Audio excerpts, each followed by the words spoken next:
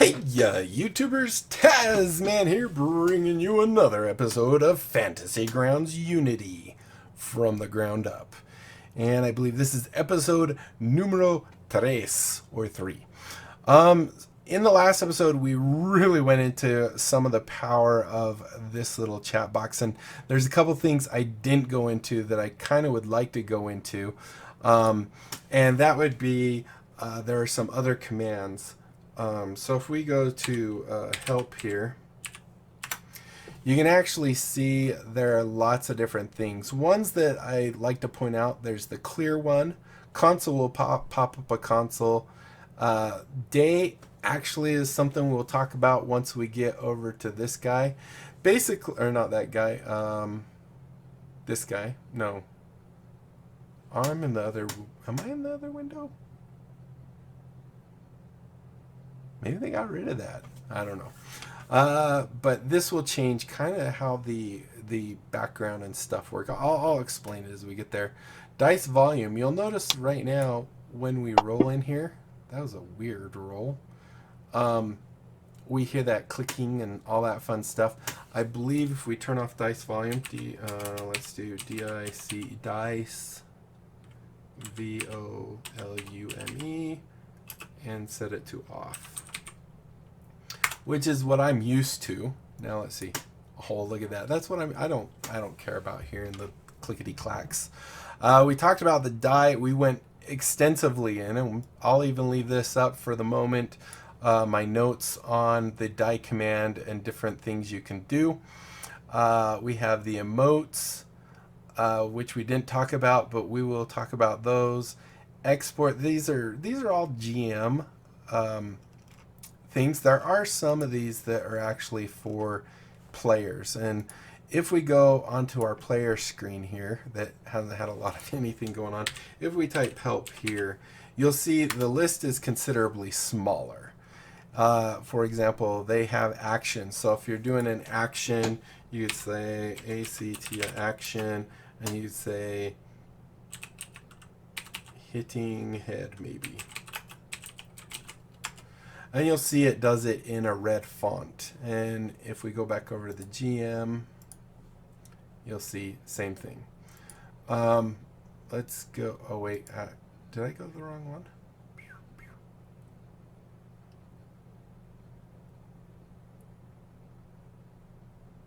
No. Okay. So you have action. You have AFK.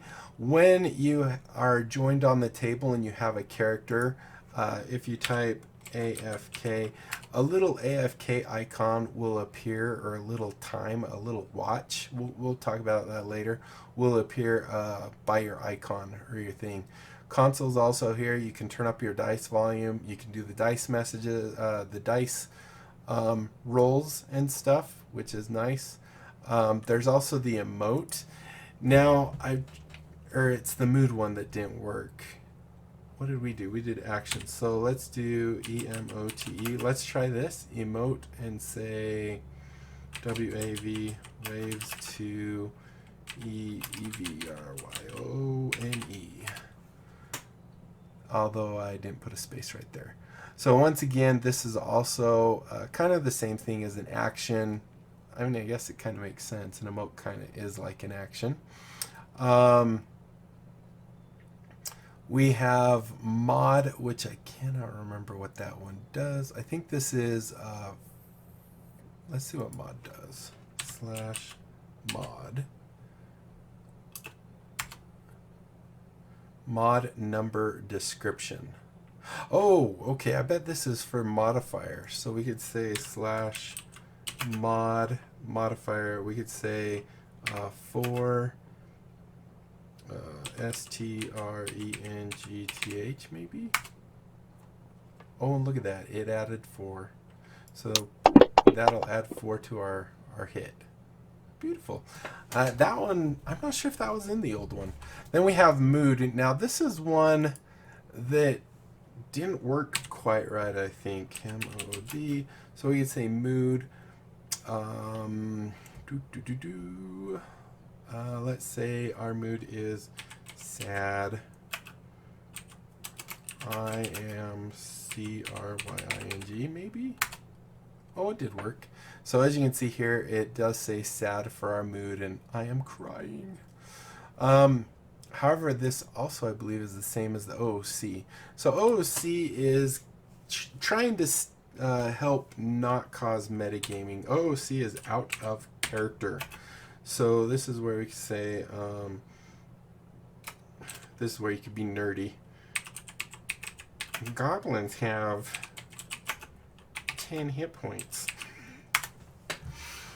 So as you can see, once again, it's kind of the same as that one, but it doesn't give you the thing. This is just being all out of character. So this is, you know, stuff your character isn't saying when you're just saying this.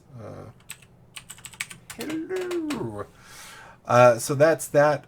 We also have we have a whisper. So right here you can see, say whisper GM, or you can whisper and you type in a character name. This is how you would reply to them. You would just hit type reply and the message. Roll on is for different tables. So as a player, do we get tables as players? I don't know. I guess if you know a table, then you could actually do it. Or even as a player, you could still load the all mode, and then you could see any tables that are brought to you. So like Alakite Bond. What we could do is we could, let's do it this way real quick. So obviously we can come in here and we can click on roll, and we can roll on Alakite Bond, or it's not going to let me do it that way, darn it. It's not going to let me unlock it so I can type it. So that means I have to type perfectly, which I don't like. Slash ROLLON, roll on, right? And then the table name, I don't think it needs the brackets. I think we just say A-L-O-A, whoa, boy, A-C-O-L-Y-T-E-B-O-N-D.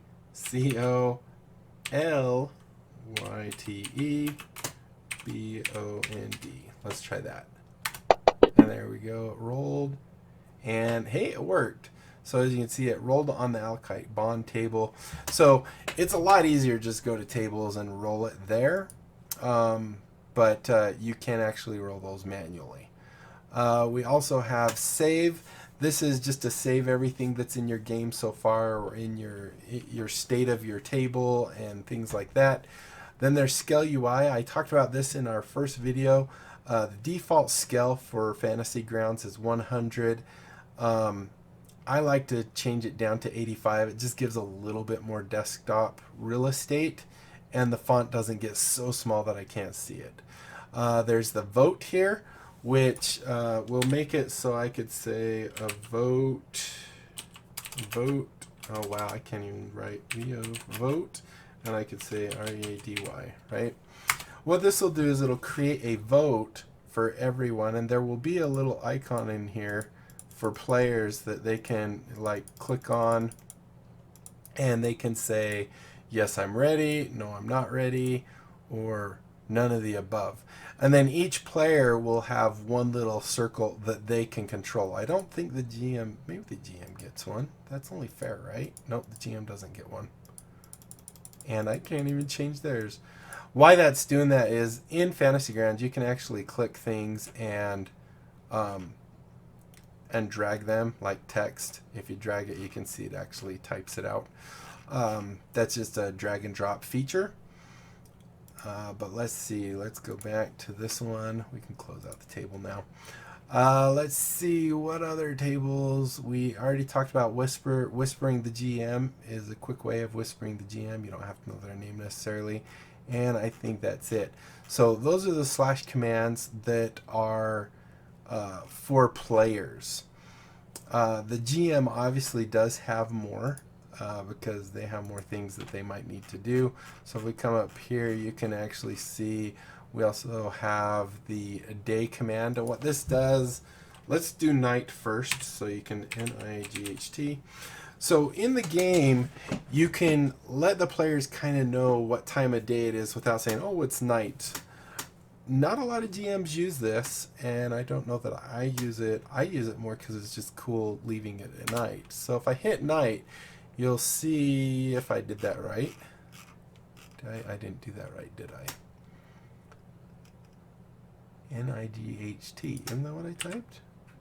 N-I-G-H-T.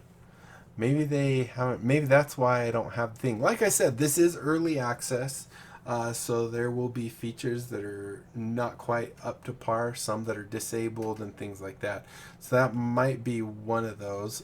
We could check. I know there's 4 times a day. There's day. I think there's night. I thought there was some other ones for like. Where did I just see? Finding, import.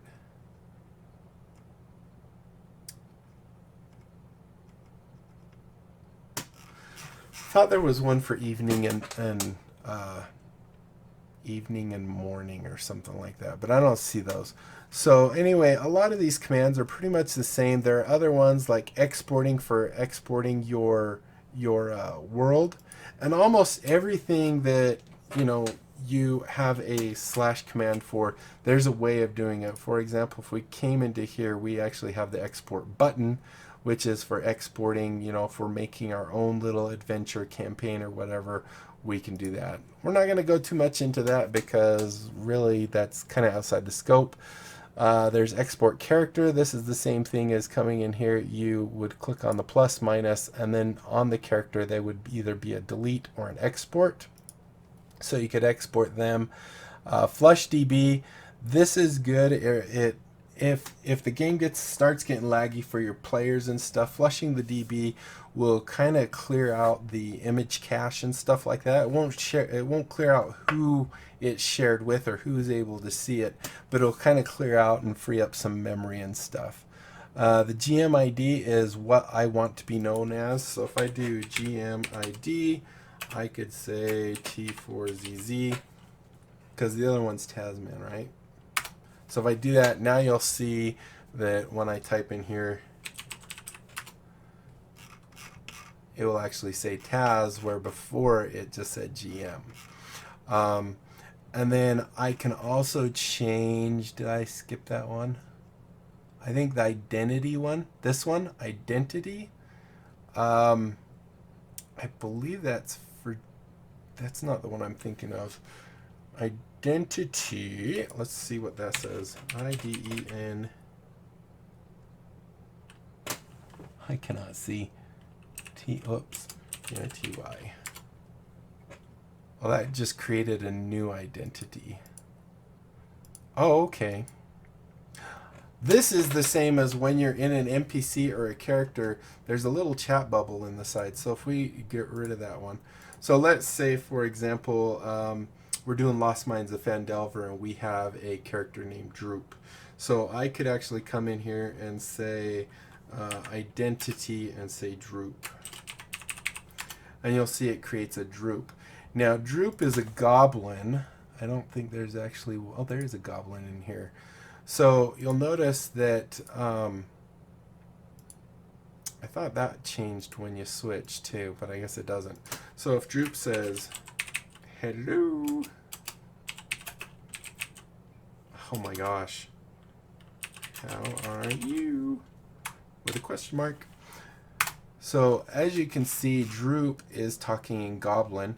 And if we go look at our player screen, you'll see that they only see Droop, who is speaking an unknown language to them. That looks like this, right? I just did an out of character, I guess, by dragging that. It's interesting, you can actually see kind of characters, which is interesting. It didn't translate it, I'm glad. So anyway, oh, that's the wrong thing. So that's what identity is. You can actually change your identity. So I actually have Droop and him. And then when I'm done with Droop, like he goes away, I can just remove him and then I don't have to worry about it anymore. So here you can see Droop was talking. Obviously they still know it's the GM, but it just helps immerse yourself in the game. There's lots of little things that help immerse yourself in the game. And one really cool thing, really quick, that I should mention about the different languages and such is with the different languages, when you have two characters, for example, you have a party of three characters, let's say, and two of them are elves and one's a dwarf. The two elves can actually chat with each other in Elvish or Elvish, and the dwarf will not be able to understand them unless he actually has Elvish as one of his known languages. So it's really cool in that sense that you can do things like that. Let's see, where are we at? Import NPC, that's same as export, right? So that's importing, well, that's not the same. That's importing an NPC, importing a character. Lighting is something you don't necessarily want to mess with. I think if we type LIGHTING lighting, it should tell us down here. I must have typed it wrong or something. I think that's actually linked in with the day-night thing. So maybe it's not working just yet. Mod, we already kind of went over that. We can add modifiers saying mod, number, and the message. Mood, we talked about that. Mood multi-word, where you can have more than one word, I guess. OC is out of character. Night, we didn't go. Passwords, if I didn't set it in the original screen, I can set the password here. Reload will actually exit and relaunch Fantasy Grounds in the same campaign, or at least it did before in the same campaign that we're in. We have the reply we talked about, save, we talked about scale UI, we talked about story. So story is when you're giving the story. For example, let's see, if we go into story here real quick, let's see if we can find any story elements that's like a message. How about extras? Nope, no extras. README? No, there's lots of readmes from all the different types of things. Let's do this real quick. Let's go into the library. Whoops, that was the library. Go into modules, and let's do, for example, Harridan Hills Fire. So now we'll actually have a story. So we come in here, we can go to the group, and we can find Harridan Hills Fire. Now it's only things related to that. We can come, say, for example, to where is first victim next?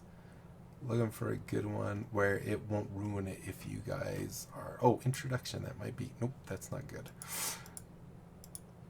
Somewhere... Okay, right here, for example. So these are called story elements. So if I click on this little chat bubble, you'll see it automatically puts it into the window there as a story element. If we go over to our player, you'll see that they see the exact same thing. So story wasn't an option for them, right? STORY, and say once UPON a time. Yeah, see, they don't have that, but let's do this. Boop. Control C. But if we go back onto the GM side, or the DM, whatever you want to call it, and do it, you'll see it does the exact same thing. So you can add story elements. Like I said, almost everything that you have a command here for, you can actually find buttons for, or vice versa. And then we also talked about whispers. We already talked about voting. So I think that pretty much completely completes our guy over here. It does, I have noticed, oh, actually, no, there's something else still. I thought, I've seen this change before to OOC. I don't know if I've seen it change to mood, but, hi. But I'm not sure how that has happened, to tell you the truth. Middle click? No. Right click? No. Left click, double click, no. That feels like it's a drop down. But yeah, I'm not sure exactly how I've seen that change. but that's okay. So the other thing I wanted to do is, so sometimes in the game you might roll something on accident, like, you know, you roll like your d20. So you have options in here of your last roll. What you can do is you can right click on it and you can see here that I can display the sum, which would be 9, right? Which is already there, I guess. We could half the value, which would be 4 or 5, depending on if it keeps half. So here you can see now it changes to 4. We could also double the value. We could negate the value, so it's a positive 4. That will make it a negative 9 because it got rid of the first part. And we can also reset it and just say, no, set it back to whatever it was. So you do have some options like this where you can, you know, someone did something on accident. You, like if they did two damages. Oh, that's not a good example because that's 1. So if they did like double clicked on accident or triple clicked on something and it did 2 and it did damage, I believe you can right click on one of those and say, well, this is the, or you know, this was the second one, let's negate that damage or reset it. Maybe negate, I don't know, we'll have to play with that when we get into combat and stuff, because that's kind of interesting now that I'm thinking about it, because there are times where someone like heals the monster instead of themselves on accident, and if you could negate that, that would be kind of cool. So yeah, we'll definitely have to look at that. So those are other options. Let's go ahead and clear it. You can copy the text to clipboard. We already went over those. So that's pretty much all the options of that. Wow. The next thing I wanted to show is the little buttons up here. So we're at 22 minutes. I think we'll have enough time to do this. So if you go to the gear for your options, these are all the different options that are set up for your virtual table. Now, as a player connected to the table, you have, once again, far less. So if we go in here and click on our guy, you'll actually see that these options down here we can't actually change. We can't change any of these guys because these are all set up by the GM. The only ones we can do is where it's going to ring for us on whisper. So if someone whispers us, it'll make a little sound. We can set dice manual entry, which I believe means it basically ignores you if you try and roll them, maybe? I don't know. So if we turn that on, manual dice entry. Do I do it here? No. Do I do it here?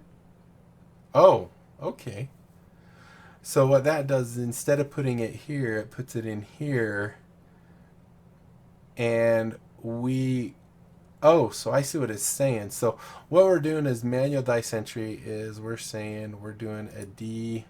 Is this how many we're rolling or what? So we're saying it's a dice. Expression is 1d20. And then maybe we would say 2. And then we would say roll. And I don't know where that 2 came from. I'm not sure what this window is. Maybe if I said 2 here and hit OK. Oh, I know what this is actually. Aha, this makes sense. So if you've watched my Lost Mines of Phandelver with the kids and stuff like that, this would be where I actually am rolling the dice.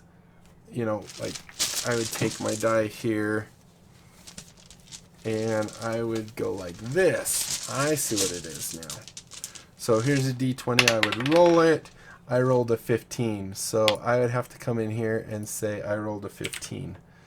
I don't know. We'll have to check some things with this too, because you might be able to like do the manual dice entry. Now if we drag it in here, that just drops it flat out. Ooh, that's a 1. So we do it here. That's kind of interesting. I'm interested in that. I've never really played with that before. So we can turn that off so that when you come in here, it just rolls. So that's if you're rolling manually. That's cool. Remove on miss. This is with the combat tracker. Right now it's saying that if I have multiple targets selected and I miss, go ahead and remove all the targets so that the next combat round I don't automatically have them, because now I switched. Let's say I was doing an area of effect type of thing. It failed, or it failed. And so it would remove that off of everyone. Then I have to retarget things for the next round. In other words, it might think, oh, I'm swinging a sword and I'm hitting 5 people. So that's what the multi is. It says remove on miss only if it's a multiple targets. There's off where it never removes on a miss, and then there's on where it always removes on a miss. The default's usually that, and that's fine. This one right here is auto center map. This was basically what this does is it's either on or off, and it makes it so that when it is a turn, the map centers on that player. So this is something else that the player can set themselves and say, I don't want that. Why I'm in here, I wanted to show real quick these two buttons down here. We've already seen setup in our first video, but languages are all the languages that are associated with something in the game. So as you can see here, there's Abyssal, Aquan, Aurin, Celestial, blah, blah, blah. So if you understand languages, or specific languages, if they're spelled and look exactly as they do here, then it will automatically add languages here that are languages Currencies, this is if you want to know what currencies the GM has set up. You have platinum pieces, gold pieces, electrum pieces, silver pieces, and copper pieces. The GM actually has the option to create their own, delete some, whatever they want. So that is the options from the player's standpoint, including the languages and currencies. Setup, like I said, we already did. So let's go to the GM screen. So here you can see I have those same first options. I think what this will do is set up the defaults for your players when they join. If they don't change them, they'll automatically be selected. Then we have all different types of things. We have game related things. And the one that makes it so every role that the GM does is hidden is two things. One, there's this show GM roles. If I change that to on, now when I roll, you'll actually see that it's showing. And if we go over to our player, you'll see they actually see them. However, there's a lot of times the GM does not want the players to see what they're rolling, and sometimes they want the player not even to see what they themselves are rolling. So one thing you can do is, in order to enable this next option, this option has to be set, show GM rolls. The second one is this dice tower. And what the dice tower does is, once again, gives you the ability to help remove players from metagaming. And we will talk about that in just 1 second. So if we go now over to our player, you'll actually see they have a dice tower. We'll just kind of move it over here. Whisper to GM. So what they do, actually I'm curious, does that just automatically do WGM? Yes. So what the dice tower does is it kind of does the same thing where the GM rolls were hidden. However, let's say I'm telling them to do a stealth check. Well, I tell them to roll in the dice tower, and you'll see they get a ghost die, and they see that they rolled a 1d20 in the tower, but they do not know what they roll. Now let's say as GM I say if they get a 15 or higher, they're invisible. Anything lower than that, they think they're invisible, but they're not quite invisible. So as the GM, this is what it looks like for me. I can see they rolled a 17, and I can tell them, okay, they're stealthed. Now, even if this was a low number, I could say, okay, you're stealthed, and they would go do whatever they're going to do, and they would probably get seen because they really weren't stealthed. So what this does is a lot of times a player might do something like they will be, I'm going stealth, and they say, oh, I rolled a 3. Well, I'm not going to do things because I know I only rolled a 3. They will no longer play. They'll use this outside game knowledge in their character, and that's metagaming, and no one likes metagaming. So that's the dice tower. I'm only going to go over a couple other ones of these that I like to set in mine, and we'll talk about them. A lot of them are pretty self-explanatory. The only one that was this that's kind of tricky is if I can turn on the show dice tower, and they have the dice tower, but I do not. So you'll see that they still have the dice tower. However, as the GM, I do not. And that's because my default setting is not to show any of the dice rolls. So I have to set, in order for me to see the dice tower, I do have to set show GM rolls to true. And then it works the same way where if I want them to see it, then they can roll out here, and now they can see it. If I don't want them to see it, I roll it inside the dice tower myself, and they don't see it. So those are some of the ones I like, at least with this one, is mainly the show GM rolls and show the dice tower. Under combat, I like to do the auto NPC initiative, and I do not like group, and there's a very specific reason. I just like it to be set to on. So basically, when you add NPCs, bad guys, mobs, or whatever to the combat tracker, it will automatically roll their initiative. Now, I could set this to off, and then I could tell it to roll all their initiatives, which is fine and dandy.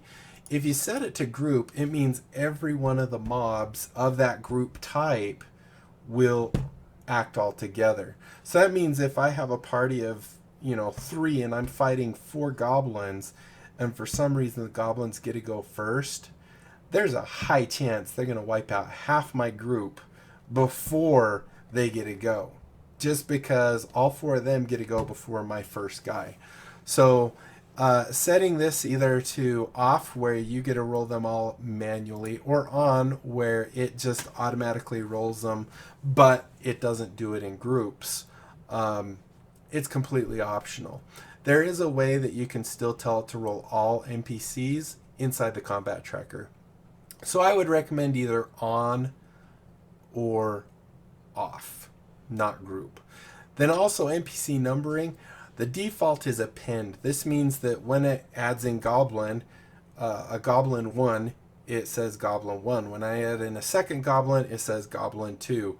Well, once again, this can cause metagaming, because if I have goblins 1 and 3 all invisible and goblin 4 is visible, they will see that and go, oh, there must be at least 3 more goblins somewhere. So if you have append, it will just append each one as a new number. If you set it to random, there might be 4 goblins, but one might be called goblin 8, one might be called goblin 2, one might be called goblin 12, one might be called goblin 5.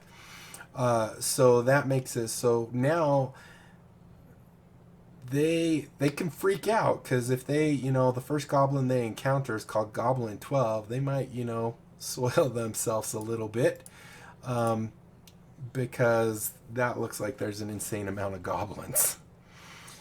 Let's see. I usually don't do anything for the rest of this. For streaming and for videos, the one thing I like to do is down here in the tokens, I like to change these 3 dots that says ... to bar. And if I just click on them, it will change from the difference. So there's dot hover. So basically, when the tokens are on the screen, there will be a tiny little dot that lets the player and the viewers who are watching the video know what the health of that token is. And I feel that, that's really hard to see sometimes on streams and on video. So I like to change it to bar because it'll draw a little bar that goes up the side of the token. And this one will show the GM. So on the GM screen, it will show it. Generally, when I'm streaming or something, I don't let my stream see the GM side. I let them see the second instance that I have up of the player side. So in case I have players that are a tiny bit cheaty, they're not looking and seeing what's coming up. So usually I'll have that. Plus it gives the viewers the suspense and excitement of what happens next. But I do like these. Some people might say that, oh, and there's also a bar hover. So it's dot, dot hover, off, bar, and bar hover. Like I said, I like those on bar.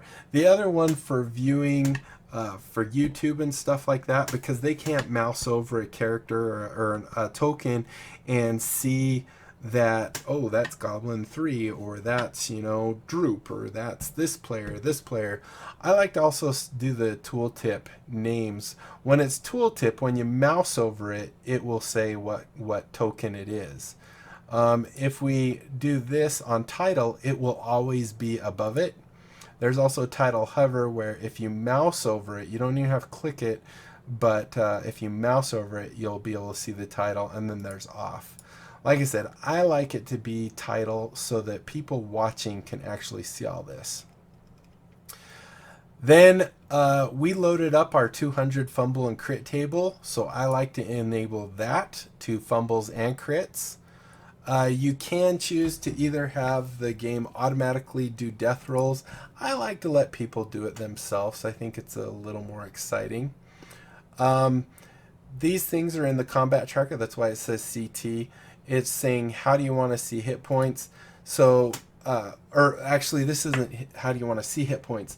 So not only, this is another thing that kind of helps stop metagaming, is when you look at a character, in fact, maybe I could pull one up here. Let's pull up an NPC real quick, and we'll just do a goblin. This is how I understand this. Now, if someone knows better, you're more than welcome to correct me. So as you can see here, it says hit points 7 or 2d6, right? Which means it could be up to 12. What this does right here is if it's max, it would be 12 every time. Every single goblin would have 12 hit points. We can even confirm that possibly too. So let's drag a goblin into here. Yeah, 12 hit points every single time. 12 hit points, as you can see the HP. So this gets to a point where people are like, oh, if I could just do 12 hit points to him, it'll kill him, right? The other option is random. And what this does is, from what I understand, this is the part you can correct me if I'm wrong, is it will take the average, which is 7, and the max, and just kind of generate, whoops, I didn't grab the little eye. So here you can see it did 10. Here you can see it did, well, he's really weak. He's a 3. Here you can see it did, I don't know which one that, oh, another 3. So it's just randomly generating what their hit points are. And I guess it's not, maybe it's between 1, I guess, and the maximum, which would be 12. So it makes, so some goblins will go down really easy. Other goblins will be a little more difficult. But if you have that metagamer that goes and, oh yeah, I just hit a goblin for 6 points and he's dead, and then they go hit the next one and hit it for 6 points and it doesn't show that he's dead, then they're like, wait a minute, but I hit him for 6, you know? So it's another thing I kind of like to set, is that random. And so there's basically standard is your average. That would be, every goblin would be 7, I believe. Yeah, so 7 if we go like that. 7. Then we have max and we have random. So random will just take a number between the lowest, I guess. I imagine it would, maybe it'd be 1. I don't know. I mean, we did just see one be, well, we saw a couple be 3. I wish this had a bulk way of of getting rid of mobs off the combat tracker. So that's another one I like to set, is the NPC hit points to random. This one is kind of fun because it kind of switches things up. At the end of the round, normally the way you do combat is at the beginning of combat, everyone rolls initiative, and then until the combat's over, you follow that same initiative. So that means player X is always first, and all the way down to player Z, who's always last. What this will do is, once you've hit the end of a round, it will re-roll initiative for everybody. So that, I think, is actually kind of cool, because then just because I was the first one the first round doesn't mean the next round I'm going to be first. So I think that's pretty cool, and I like that one to actually be on. And I think that is pretty much all the ones that I usually set in options for game. So in the next episode, I'm not sure, we're at 40 minutes. This one actually went quite long. But in the next episode, maybe what we'll do is we'll actually create a few characters.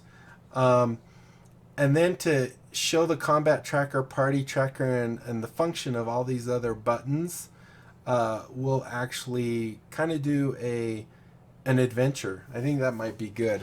I'll have to think of an adventure, find an adventure that I have that is that'll be cool. So thank you guys so much for watching. Hopefully you enjoyed. If you did, be sure to leave a thumbs up down below. Aside from that, comment, like, and subscribe. Follow me on Twitter. There's my shortcuts on the dice again. Follow me on Twitter. Check out my Discord and my other channels. And don't forget about my great big game giveaway. When I hit 1,000 subs, I am giving away 57 Steam games. That averages out to be 1 out of every 20 subs gets a game. Those are really good odds. You know, 1 out of every 20 subs will get a game. So be sure to tell everyone you know about my channel. Have them check it out. If they like what they see, they can sub, and we'll be one step closer to the great big game giveaway. And that's it. Until next time, I'll be seeing you later. Bye.